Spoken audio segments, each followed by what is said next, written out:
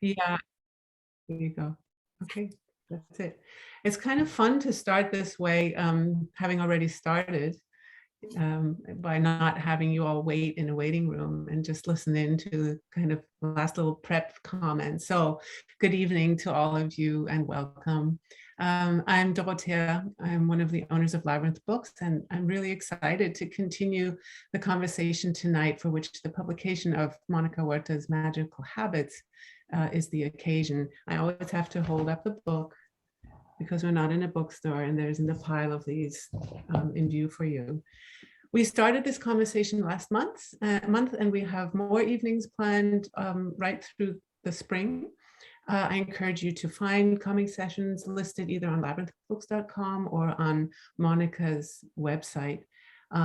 This is a series that's co-sponsored by a bunch of people, the Princeton Public Library, and at Princeton University, the Lewis Center for the Arts, the English Department, the Humanities Council, and also the Program in American Studies. So my thanks go to all of them for help getting word out and joining us in this little experiment.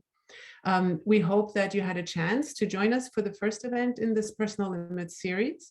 But if you missed it, you can always find it on the Labyrinth Books YouTube channel, and check that out there. We're going to keep collecting the recordings as we have these conversations. In broad strokes, this is a series about what is sometimes called the personal turn in writing, both in fiction and increasingly across all kinds of writing, including essays and books for general as well as for academic audiences. And what is meant by the personal turn is simply maybe a way of integrating autobiographical experience, the personal story, with other forms, other kinds of writing, and other dimensions that the writing might have. So Monica's Magical Habits, along with being a book about Mexican restaurants in Chicago, her family's restaurant chain, among them with a kind of sociological eye that's always trained on race and class. That book is a laboratory for this kind of hybrid writing. And many of you already know that Monica is assistant professor of English at Princeton University. What you might not know is that this very week, she's putting the finishing touches on her next forthcoming book.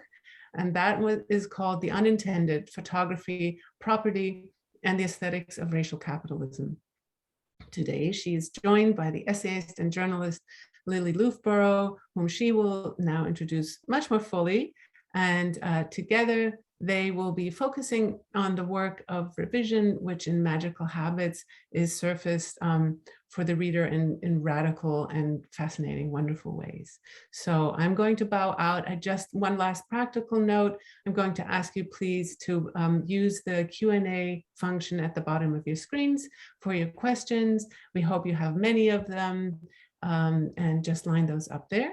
And welcome, Monica, welcome Lili.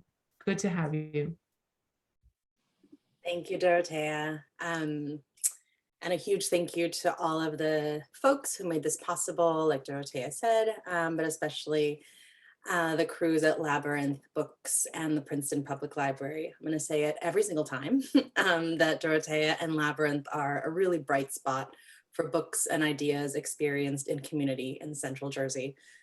So an extra shout for them for the work that they do every day. I said last time that it felt really important to send Magical Habits on its way over the next few months with this series of conversations to put the book into its overlapping ecosystems of thinking, reading, and writing.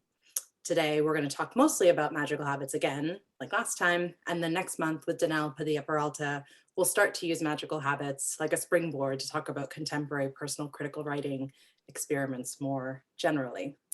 But in every conversation for Personal Limits, I wanted to be thinking out loud with people who I admired, obviously, but mostly with people that I had personal connections to. The series is called Personal Limits, after all. So tonight, I'm pumped that Lili Loofbourow is here. I've known Lili for just about a decade and a half, which seems bonkers, but oh, her picture went away, but hopefully she'll be back. Oh no, I'm here. I left. You're like, I object to the decade and a half we've known each other. It's over. It ends now. Nonetheless, I've known her for a decade and a half, and I have pictures of us somewhere from us in graduate school with our mutual friend Irene in an ensemble Powerpuff Girls costume for Halloween that I think we made, even though I don't actually think we could sew. We used tape. Not. Yeah. That's amazing.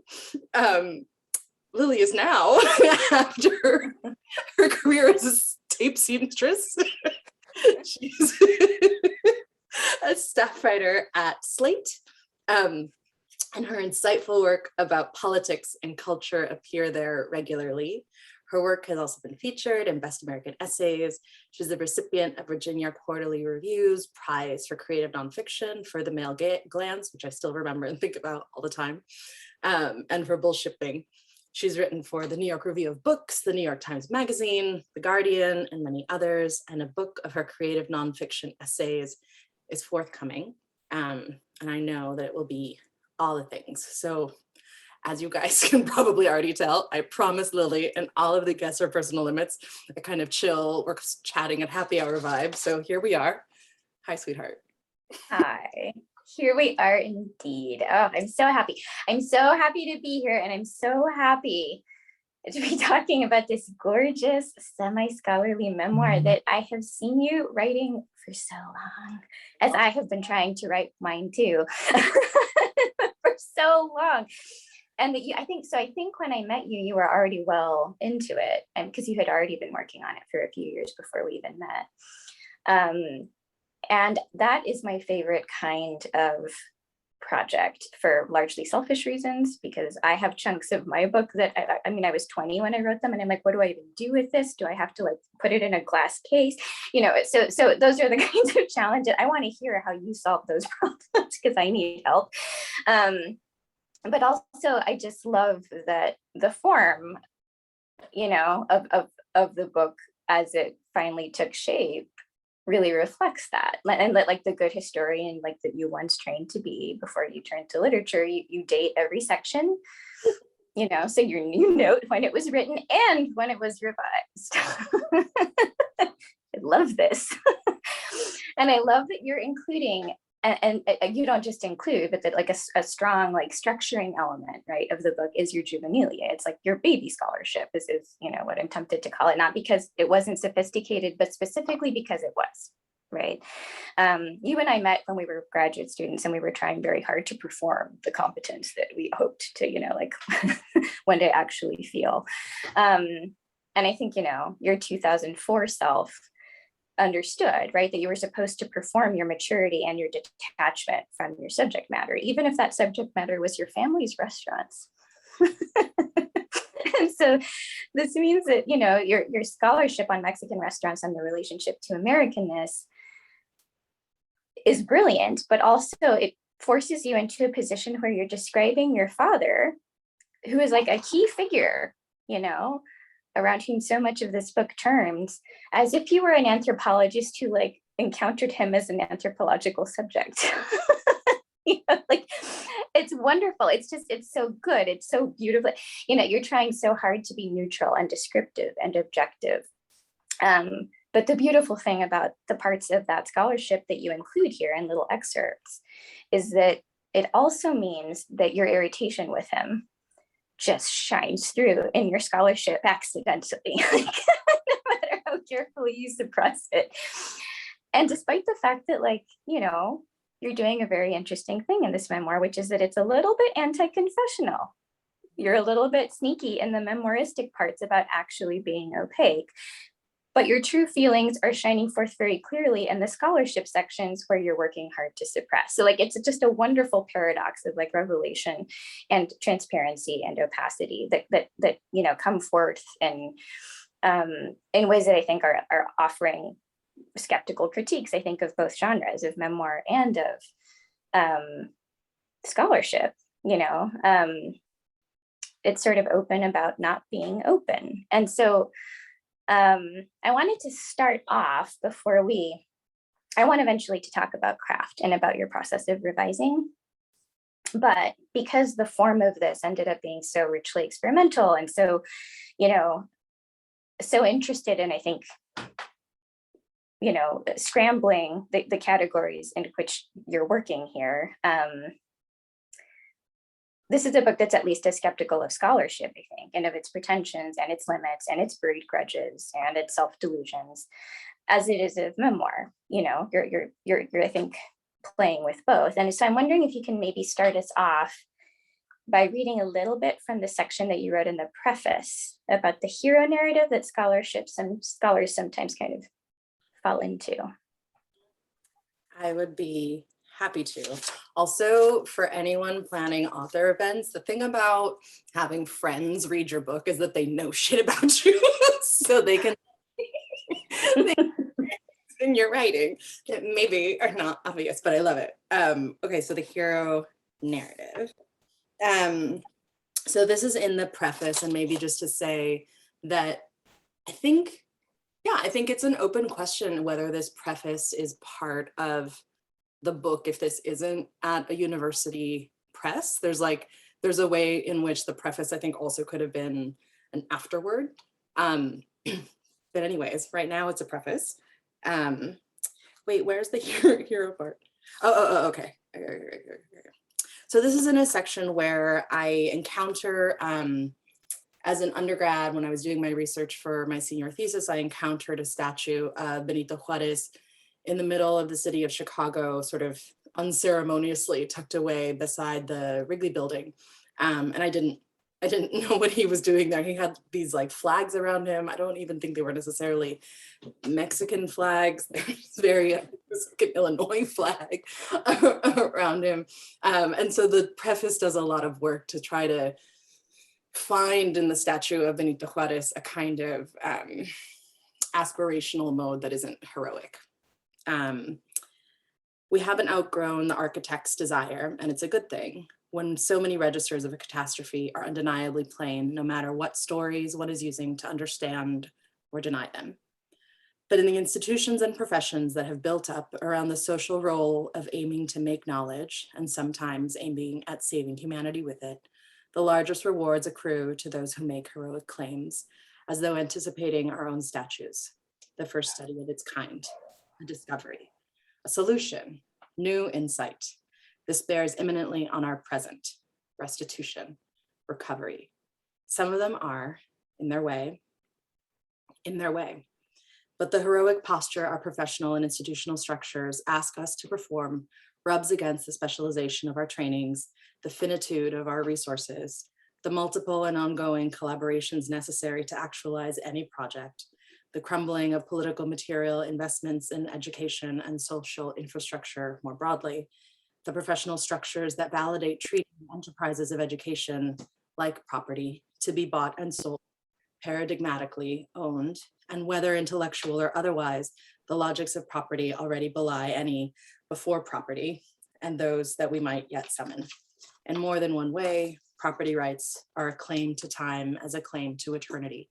The heroic posture, then, is the projection of the property logic, even when the heroic posture announces the limit points built into every kind of knowledge and knowing, even new knowledges and new knowings. And we uphold it because we have bills and because it feels good to wear, like a biggish coat. I love that.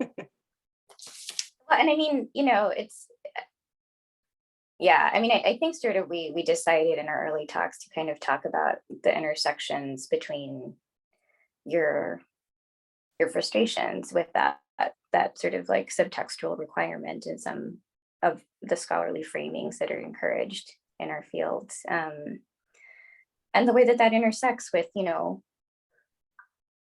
one of the main threads of the memoir, which is like the bombast, right, that made your father, this successful, larger than life restaurateur, such a central, and increasingly kind of, I think, vexing figure. And that's both because the heroic posture, right, intersecting with the ways that he commercialized Mexicanness and Americanness, juggling images of, I don't know, the Alamo or of himself and your mother dressed as colonial types, right? Like, but because of the way he approaches the story of the immigrant and the promise of the American dream. And so I have joked about, about the frustration that comes through in your scholarship, but I just want to read a tiny excerpt of it here because it's so beautiful, but also because I think it's also your effort to describe your American-born father, right, born in Chicago, who identifies as 100% Mexican, as neutrally as you can. So as a sort of companion piece to this critique of scholarship, here is, how old were you when you wrote this? The thesis? Yeah. 21. Okay. Okay. This admission of creating Mexican food is in tension with your father's own avowed sense of belonging strictly to Mexico, even as he was born and raised largely in Chicago. In contrast to others who share his migration pattern, Huerta rejects any idea of cultural negotiation and chooses to assert a purely Mexican identity. Quote, I consider myself 100% Mexican. I have always considered myself Mexican, even if I was born in Chicago, unquote. He acknowledges that his birth in Chicago might raise doubts about his Mexicanness, but in spite of the ambiguity his American passport might suggest, he explains that he, quote, chose being Mexican because that is what I feel. I never had any doubts, unquote. He chose to be Mexican, although he uses the unclear language of feeling Mexican. You could ask, what do nationalities feel like?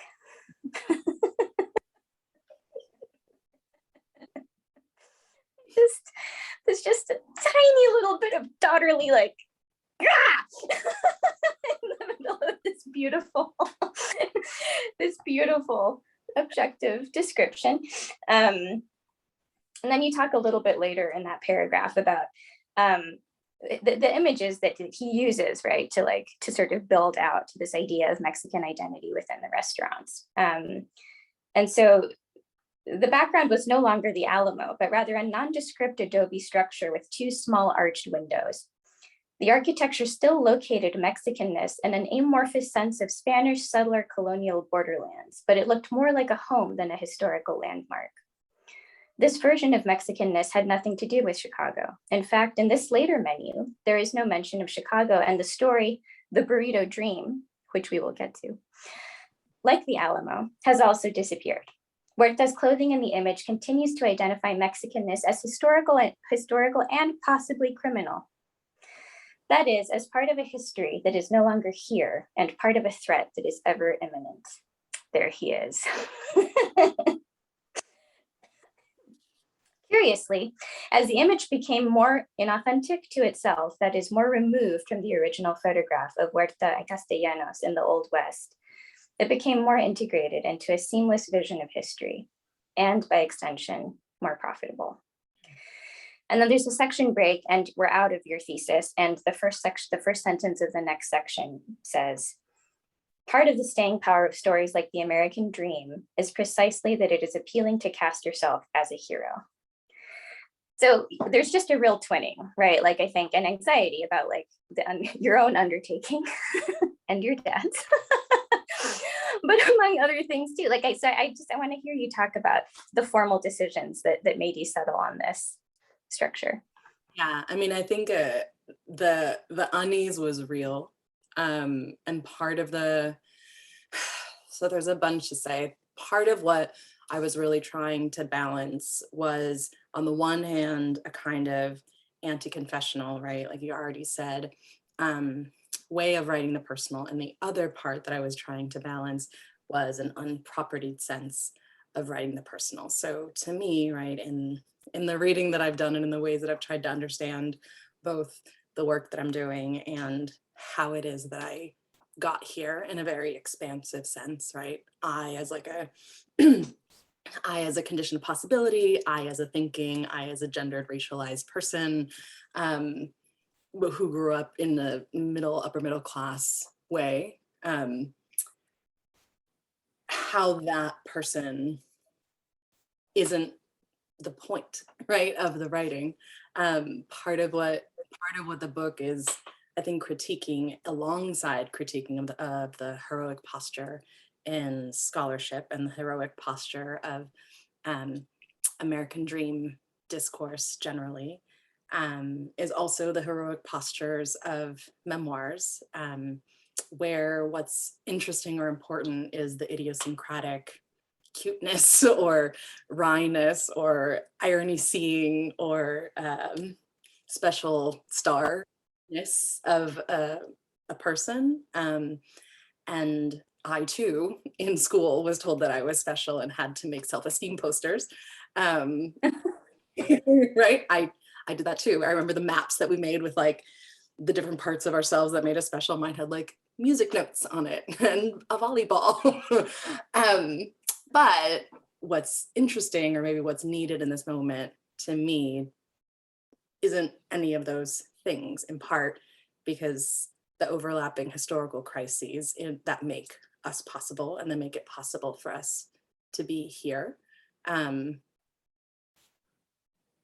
are crystallizing in all kinds of ways and intensifying in all kinds of ways. So what the personal is and what the personal is for seems like it's under important political pressure to me. And so this book, in trying to manage both a kind of anti-confessional writing, by which I mean like not thinking that what is important to write about is how I felt about all of these things in great detail, or how much things hurt, or in the chapter Heartbreak is Praxis, what kind of heartbreak I was having about a particular lover, but instead learning about like heartbreak as actually a political posture. That was a lot of what I was trying to balance. And the heroic, I think, you know, in as much as it, as a thematic pivot, is echoed in scholarship and memoir, and in it's just those two things, in scholarship and in memoir, that the kind of balancing that I'm doing to try to enact that critique, I think that's what took the longest time. Like that's why the book took such a long time, because I was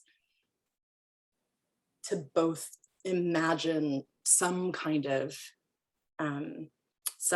personal writing that doesn't think that what's special is the mindness of something, but not denying it, but not confessing it. That was really hard to try to figure out. I don't know that I always landed it, but that was the horizon that I was trying to write towards. And the stuff about my father, like, you know, I would like, my relation to that was really different when I was 20 or 18 than now. So I think in terms of the long process of writing, he remains central now as a pivot and as a sort of an encapsulation of a lot of the various things that the book is critiquing, for better and for worse. But also over time, he became less and less central to the essays themselves. There was a time when it was actually not about me at all. Like not even about a me that was unpropertied and unconfessional. Like it just wasn't essayistic at all. It was a novel in its like first life. Wow. Really? It was just a novel? Really? Yeah, it was a novel about him. It wasn't about me at all. Wow. You know, Megan Pugh read it when it was a novel. Really? So the scholarship wasn't in it at all at that point. Okay. No. And it was like 10 years ago. I think that it turned away from being novelty. Uh-huh. Well, I mean, so the challenge of writing yourself as a character, given the constraints that you like decided to take up, is I'm kind of like, I'm sort of flabbergasted at how hard that is. Like, so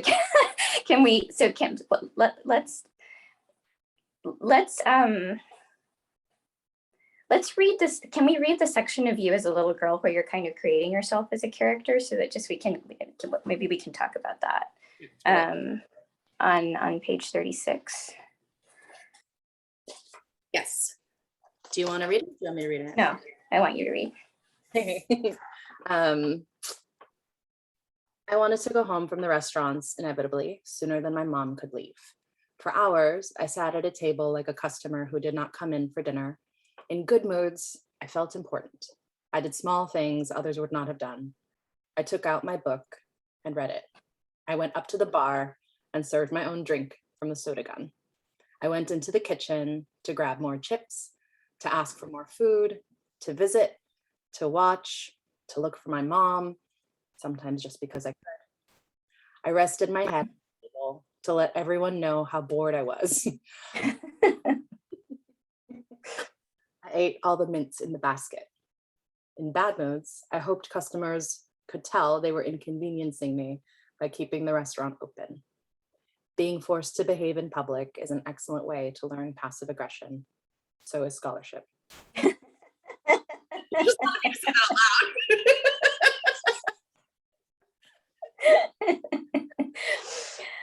Wait, can you read one more, just the next paragraph too? ¿Quieres que Lola te haga algo de comer? Quesadillas. I liked the cold sour cream sliding against the greasy cheese that seeped out from the corners.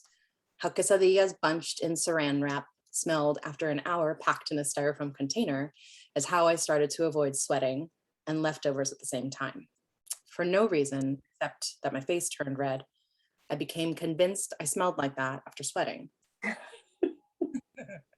I spent my teenage years tracing the reason all the way back to quesadillas sizzling on a stove, which became confused in memory with the damp faces of many cooks, with impatience, with dropping many tiny restaurant mints into my mouth to dissolve, with throwing a tantrum by getting even quieter, by taking back all the lines from my face. Do you want me to finish the section? Sure. Kitchens to me are grease and steam and anger, irritation. I disliked guacamole because it was green. I threw away old food with the pleasure of slaying dragons. I grew impulsive and impatient that some rituals might be purely symbolic. Sweat and grease, stoves and faces, repetition and time can build any kind of association until all that's clear is a tangle of ominous feeling. But where's the magic and memory that compels belief? And then which trick sends us in search of an exorcism? Thank you. Can you talk to us about putting yourself, making yourself into this character? Yeah, so I think one thing that's important, and maybe I'll show the revision thing now. Sure. So when I'll tell everybody who's with us, Lili, if I could, because I told her that I had all of these like very elaborate archives of the various drafts. So she asked me if I could make a little revision map of some of the sections, and this was one of the sections that she asked me to do it for.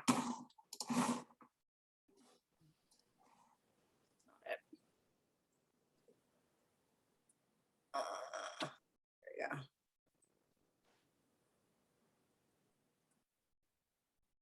Okay, so this was a section that, as far as I can tell, was in there at least from 2015, if not sooner. And one of the main things that happened in the revision process was moving from second person to first person. So like I was telling Lili, it was a novel in its very, very first iteration, and it was just about my dad. In the third or fourth iteration, it became a sort of second person encounter with that figure. And the second person encounter, or writing it in second person, even though it didn't end up being in that, was really important because it super helped that characterization, or it helped me both externalize, like in a very like literal way, but also spatialize is what I mean. So when I was trying, so like part of how I understand what I mean by a property relation to self is a sort of both an understanding of oneself as one's own, right? That's sort of very pat, but also that what is your own is your thoughts, is your feelings, is whatever you come in contact to, is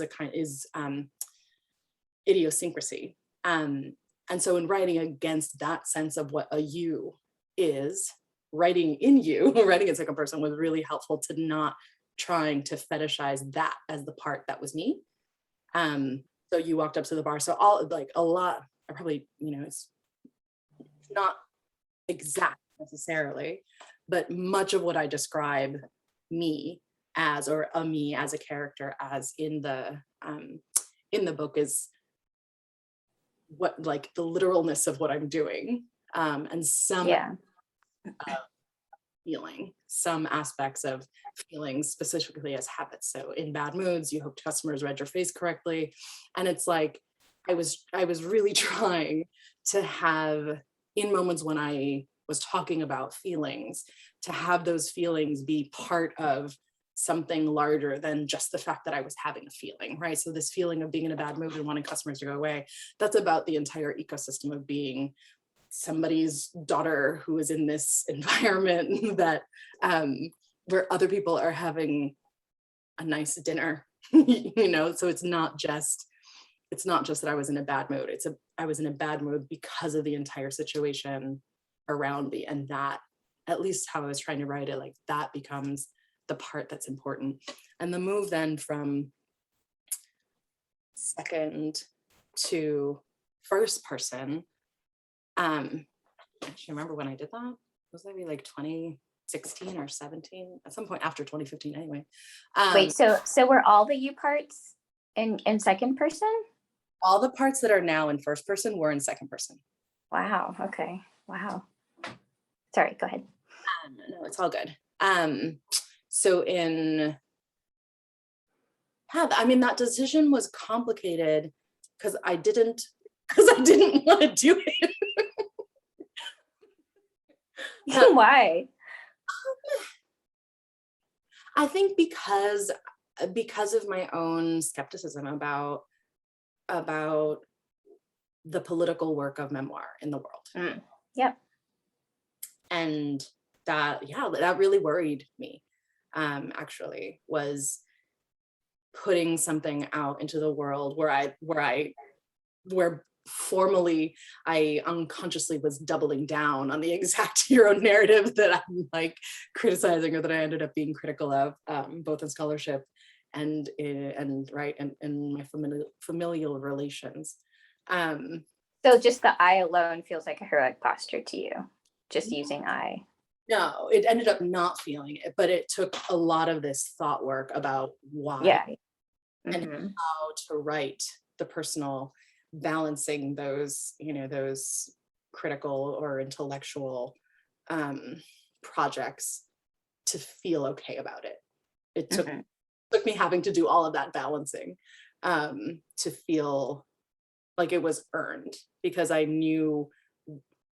could know what it was doing and know what it was trying to do in the world, even if, I'm sure there are moments that I failed, right? But just the fact that I knew what it is that I was trying to do and why it is that I was trying to articulate the personal in that way, which is, right, on the one hand, it's the things that I said, and on the other hand, it's sort of in keeping with a longer trajectory of women of color, feminist personal writing, which is understanding the personal as exactly not about only an individual, but about shared structural, shared experiences that are structural in nature.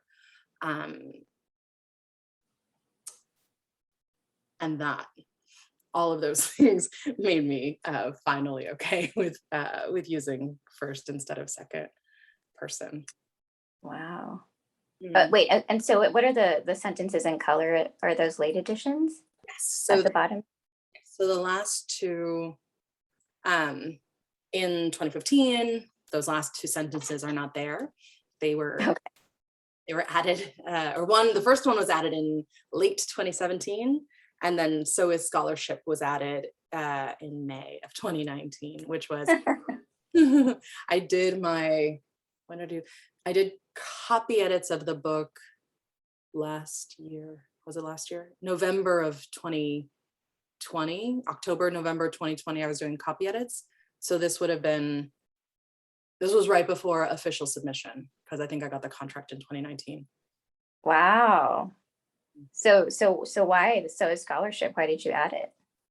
I think because I was beginning to tie those threads together between the kind of the implicit critiques that were happening of the discourses that my dad was sort of a stand-in with, and the bits about scholarship, because the essays, again, right, they grew up around the anecdotes, the essays themselves, because the anecdotes were taken from the thing that used to be a novel. So they really, like, the essays really grew up around those little bits and the bits of thesis to try to shape a sustained thematic approach to the thinking that I was doing.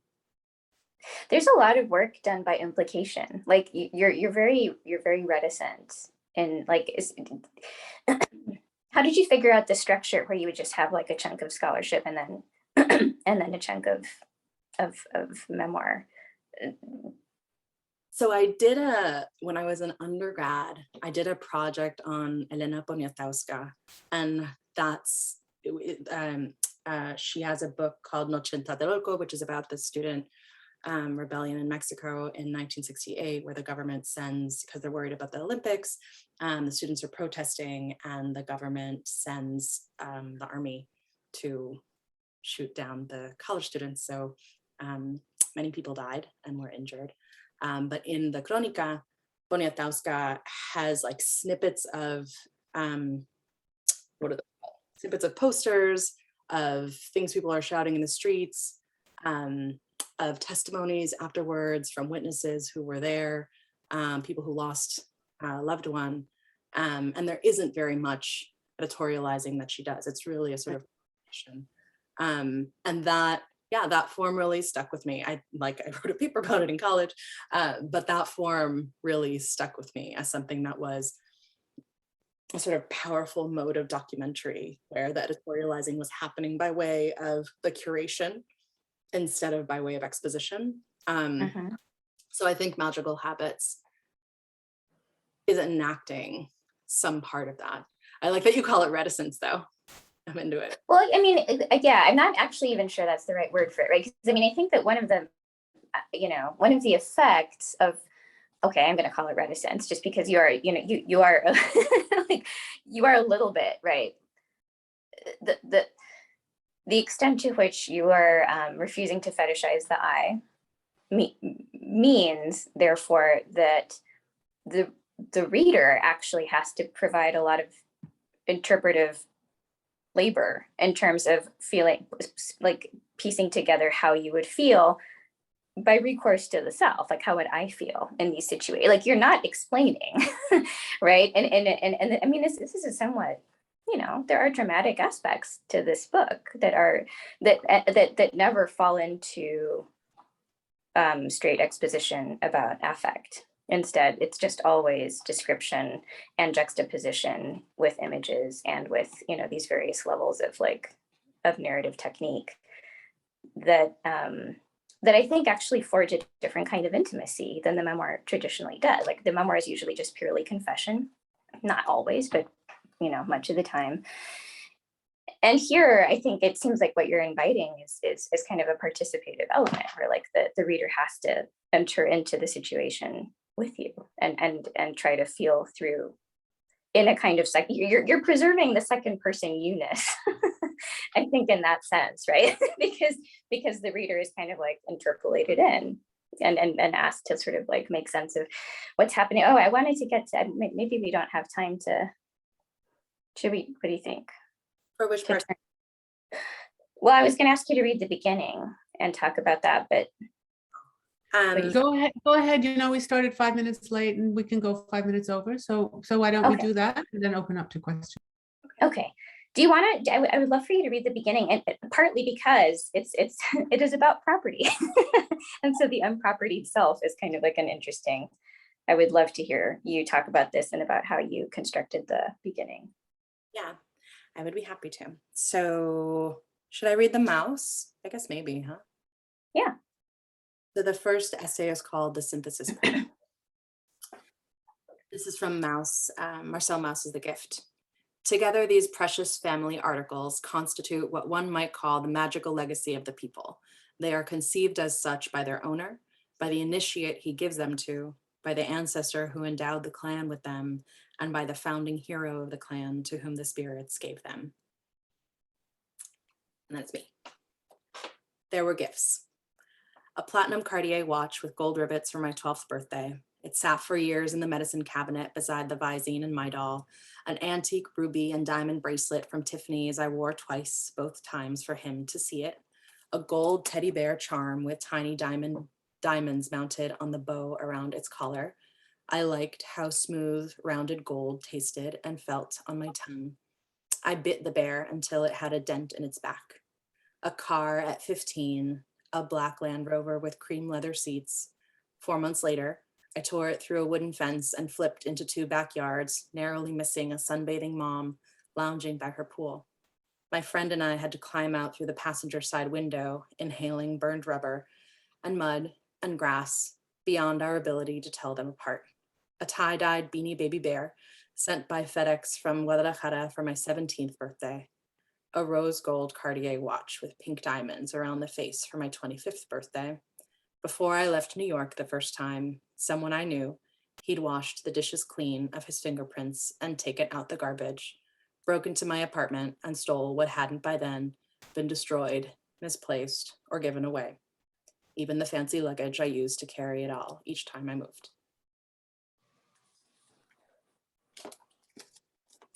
It's such a fascinating opening. So, but before we talk about it, I want to hear how you built it. So I have another little revision map somewhere.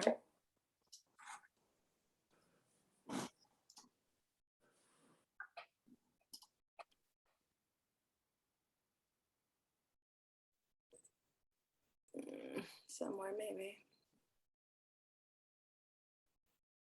I had so many slides for you. I feel special.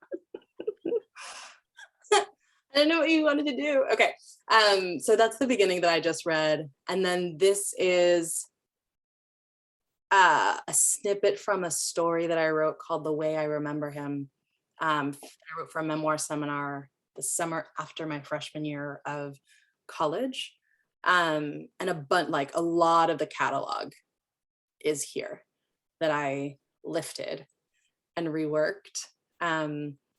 And the highlighted parts are the parts that are in orange are the parts that I added later to the catalog that I had written in the first part. So yeah, there were a lot of reasons to start with the gifts. It's actually like, this got moved to the front really also late, maybe in 2018 is when this became the first essay. And that was my friend Alessandro read it and he was like, no, this has to be, he was very adamant about it. And I trusted him. And then and then it really made sense to me to begin here, both because the book itself is really interested in the absorption with object and the dispossession that happens by way of objects. So another way of saying that is the history of commodities. And that there are inside the history of commodities, like Elizabeth Chin's book, My Life with Things, really gets into, there are also affects that attach and lives that attach and ways of being with each other that attach to these objects. And sometimes those objects are gifts that put us in relation to families and also class and also memory. And so starting with gifts, especially with a first person that was going to try to not be propertied, felt important. And it also felt important just for establishing my specific position amidst, the ways that one could be positioned in the United States, being positioned as an upper middle class person who grew up that way. That has a mattering, and it mattered to me to put that in the beginning, and by way of signaling that class position is also a kind of affiliation that you can divest from. Yeah. And so, wait, am I understanding correctly in this revision history that when you first wrote this, you had not lost all of the things? That's right. Yeah, I lost all of the things. What was it? That was the December of 2006, maybe. Yes, because I got the last watch, the pink watch, was for my 25th birthday, and then I moved to, which was in 2006, and then when I moved to Guadalajara that winter, I lived there for 8 months. The robbery happened right before I left, like a week before I was leaving New York. Wow. So can you tell me, like, as in your evolution as a writer, and then we'll turn to questions, what the story meant to you when you were, what that catalog of items meant to you when you first wrote it before they were lost versus what that has subsequently come to function as for you? Yes. So when I wrote it in a memoir class, as a teenager, and I say teenager with like affection, not as a way of like distancing myself. Like, no, I love that girl. I was really working out in an active way what a kind of aftermath of divorce was. It was very about the emotionality of there were parents and then there weren't. And I wasn't, my family knows this, it's not a surprise to them. I was never close to anybody, but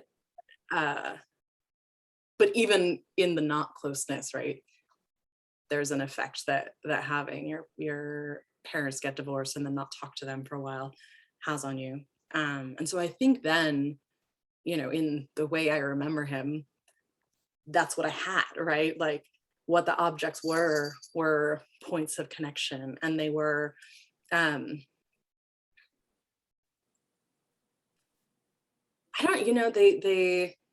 they were meaningful because of the meaning that they didn't have too, right?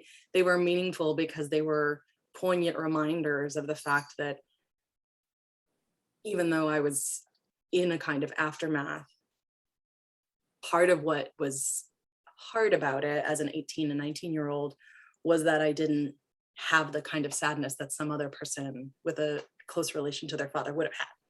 And so what the objects were, or what the gifts were then, were like, it's not like ingratitude, it was like just kind of matter of fact, right? Like there's a part of me that I think and this is the part that if it was a different kind of memoir that I would have written about, like there is a part of me that when emotionality feels very large and overwhelming, that does rely on a kind of accounting. Like, okay, well, what are the facts? Like, what are the things that I have? Like, what can I touch and hold on to? And in my criticism, I say this to my mentor, my editors. I need an object. I need it to think. Some people can think abstractly without it. I'm not that guy. And so I think as a 19-year-old, I needed, those objects were my form of stabilizing feeling, because the feeling was like the ocean. And so you can't live in the ocean. I'm not a mermaid. So what are the stable points that I have? And the stable points was like, all right, I have this bear. That I bite. I have this bear that I bite. I have this bracelet. I have this beanie baby. This is what I have. And then, as an adult, or a more adult person, or maybe just more old person, then they are the things that I said before, right? They're a marking of class, they're a marking of the ways that objects enfold us in their various kinds of auras that connect us by way of markets, to which you can be affiliated if you want to be, but also trying to catalog it in such a way that it opens up the choice. So you can be defined by the objects that surround you if you'd like. And you can also not have your politics rely on maintaining possession of those objects. Wow, that is fascinating. But I think we should let people ask questions. I feel like I've been monopolizing you. All of it is fascinating. I'm so happy about listening to this conversation, because I feel like we're also getting to a little bit to an understanding of why you called this series Personal Limits, right? Because there is precisely so much skepticism, as you yourself just said, about memoir, and so much wrestling with that and surfacing of that, which I am incredibly fascinated by, and I have a lot of questions about, but this is for all of your questions. And so I really do encourage you to just put them in the Q&A. If you prefer to put them in the chat, I'll keep an eye on that as well. And we have one here to start us off, from someone anonymous. First, I just want to say thank you for doing this event. I've learned so much.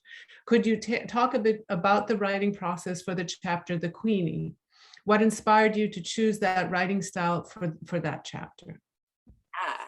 Thank you for this question. Also, I just was looking through the attendees. I think my mom is here again. Hi, Mom. Nice to see you, Nate. Yeah, so the Queen,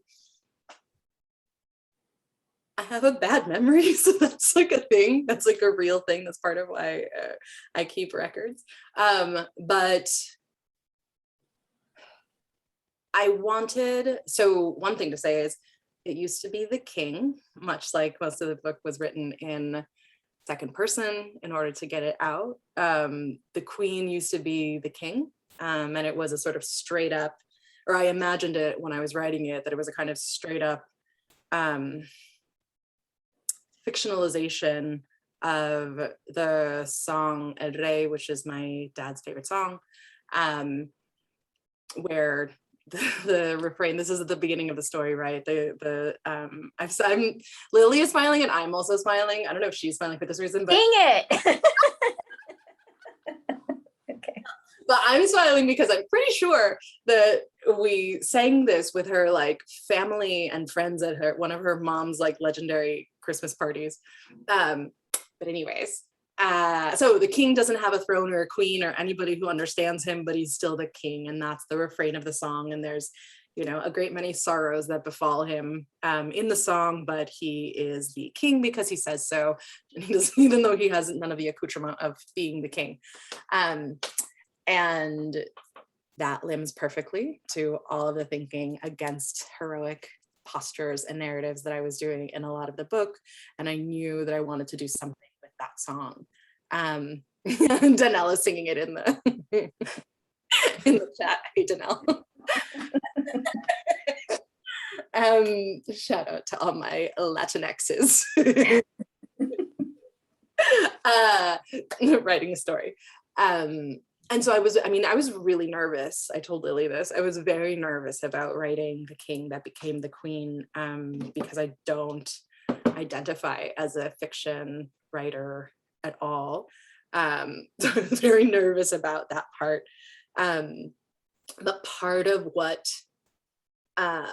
how I wanted to write it was that I wanted to write it, I don't know if it was reticent, but I wanted to write it in such a way that, even as the queen loses everything in whatever it is to her when she wakes up and everything is gone, but that the ending would be a little bit ambiguous, because I think, in as much as there are any number of habits that are ways of thinking, and one of the things the book cares about is saying that ways of thinking are also habits that you might change your mind about. That really matters to the book. But so there is a way that like thinking that you're the king even when you're not can be ambiguous in a moment. It doesn't always have to be a thing to critique. And there are also ways of belief that I might not choose, but that do help somebody else make their way, become more ethical, find a better politic that somehow is important to their learning process. So the queen the way the queen ends and the way that the queen is singing her favorite song at the end, I think there's a way of reading it that's very sad. She's lost everything. She's alone. a square patch of grass. Time doesn't pass. There's no weather. She's not used to thinking.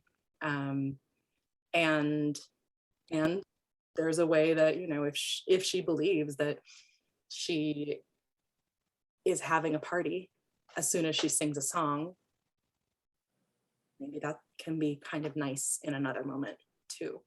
So writing it was me being very nervous about writing fiction, but also having this, like, having an intellectual project around the story really gave me the confidence to keep it. And because I thought it was a thought experiment to try to imagine the king as a queen, the queen and this particular personage as someone who wasn't used to thinking. And so what are the steps by which you might come to figure out what thinking is if you haven't thought it before?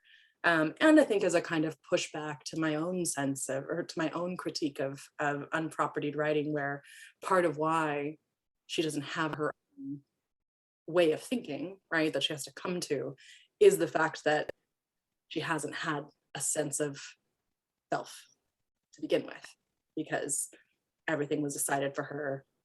Her advisors would tell her what to do in any case, and when there was a tie among the advisors or an equal vote, she threw a party and everybody thought they were great, so the problems went away, even though of course not, right? That's why it's a fairy tale.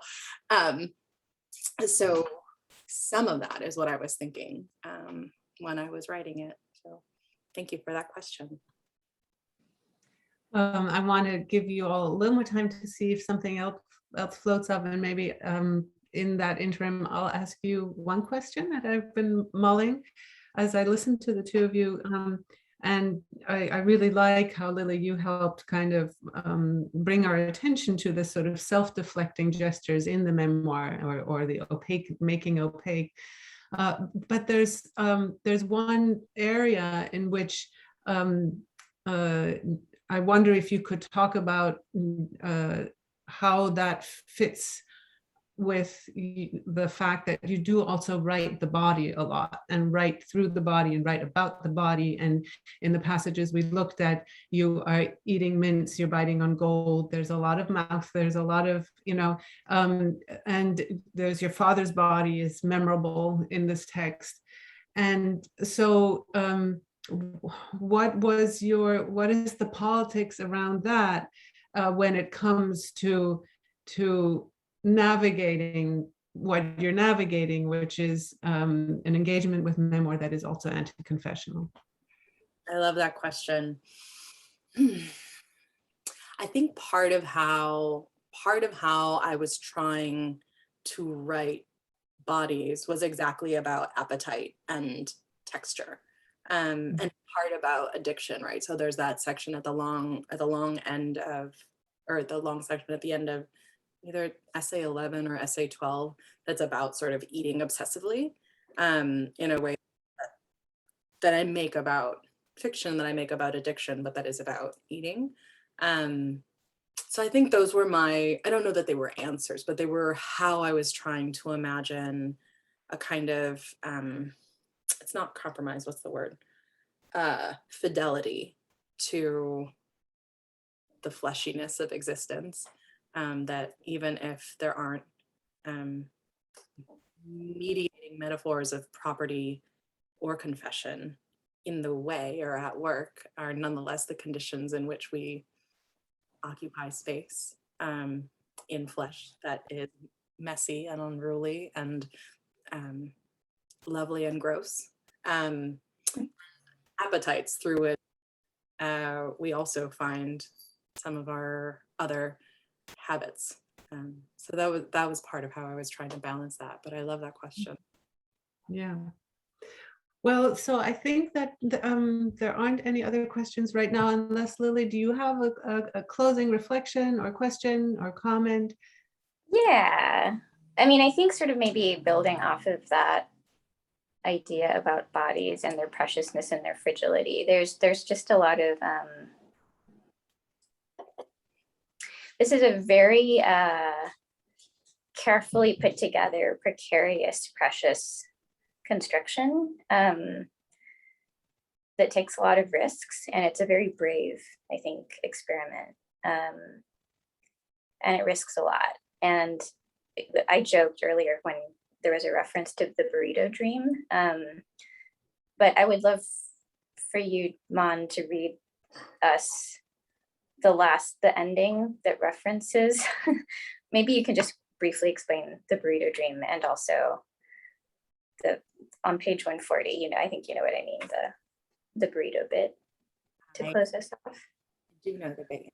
So the burrito dream that Lily's talking about is a story that was in one of my parents' restaurants' menus, and it also was on a placemat in one of the restaurants, where there is a fictionalized version of a fictionalized migration story where my parents are imagined as swimming across the Rio Grande in the way that many people do, on my mom's back. I think my mom can correct me if I'm wrong. And they is my dad, or a caricature of my dad, a caricature of a donkey, and a caricature of my mom. So that is the imagined story of the burrito dream. And my dad is figured as a character who's coming to Chicago to fulfill his dream of making burritos for people. And the part that Lily wants me to read in the second to last essay is this part. Hold on, I'm figuring out where to start. I'm gonna read the whole thing. But also, what are you? Such a weird betraying question. That is, they betray, that is, reveal themselves. I say, Mexican. Oh, really? Yes, really. You can hardly tell, with a relief dressed up as excitement, as though any of it is a compliment, as though I was ever in hiding. You mean you. But Chicago is big enough for a single handshake, and if there's a good moment later, I can tell them the fairy tale about the magical burrito who cried for 1,000 years when the evil sorcerer Horatio took away his magic and memory and left him lost, wandering in a strange, unmagical land. There are a million ways the end could go, but the way I tell it, the story ends when the burrito casts off Horatio's spell and becomes magical again. Magical the way burritos float between there and here, between a cheap, exquisite, comforting, and lonely kind of nurturing food. It's not easy to share a burrito without destroying it. It's nearly impossible to eat a burrito without clutching it as though for dear life. Thank I'm you. so glad that for these prompts also to read a little bit from the book, because it's such an immediate way of showing how many voices there are and how much of a collage it is. So this was wonderful. Thank you so very much. I want to let you all know that the next conversation prompted by Magical Habits is one between Monica and Danelle Padilla-Peralta, who is with us. Hi, Danelle. That's on December 8th, and we hope to see you again then, if not before.